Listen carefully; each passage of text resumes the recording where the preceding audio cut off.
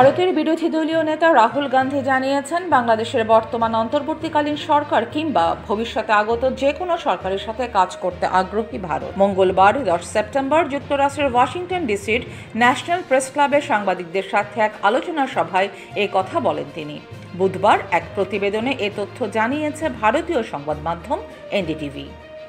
4 দিনের সফরে যুক্তরাষ্ট্রে গিয়ে ভারতীয় প্রবাসীদের পাশাপাশি মার্কিন আইন প্রণেতা, ব্যবসায়ী ও একাডেমিক নেতাদের সঙ্গে বৈঠক করেছেন তিনি।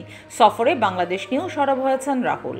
বাংলাদেশের সাম্প্রতিক রাজনৈতিক পরিস্থিতি নিয়ে সংবাদ সম্মেলনেও কথা বলেছেন তিনি। এ সময় সাংবাদিকদের সাথে আলোচনা সভায় বাংলাদেশ প্রসঙ্গে রাহুল বলেন, নির্দিষ্ট কোনো দল কিংবা ব্যক্তির সঙ্গে বিশেষ সম্পর্ক নয়। বাংলাদেশ বর্তমানে অন্তর্বর্তীকালীন সরকার কিংবা ভবিষ্যতে যে কোনো সরকারের সাথে কাজ করতে আগ্রহী তারা।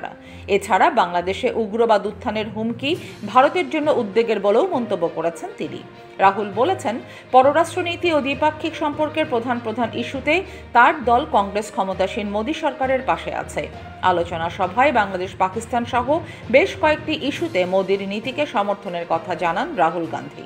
দেশটিতে তার 4 দিনের অনানুষ্ঠানিক সফর মঙ্গলবার শেষ হয়েছে।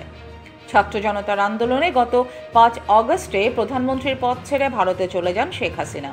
এরপর পেরিয়েছে 1 মাস, এখনও সেখানেই অবস্থান করছেন তিনি।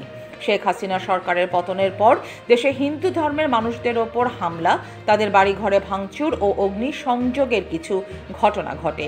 এ নিয়ে দিল্লিতে সর্বদলীয় বৈঠকে শঙ্কা প্রকাশ করা হয়। এরপর ভারতের প্রধানমন্ত্রী নরেন্দ্র মোদীর সঙ্গে ফোনালাপে অন্তর্বর্তীকালীন সরকারের প্রধান উপদেষ্টা ডক্টর মোহাম্মদ ইউনুস বাংলাদেশের হিন্দু ও অন্যান্য সংখ্যালঘুদের নিরাপত্তা নিশ্চিত করার বিষয়ে আশ্বাস দেন।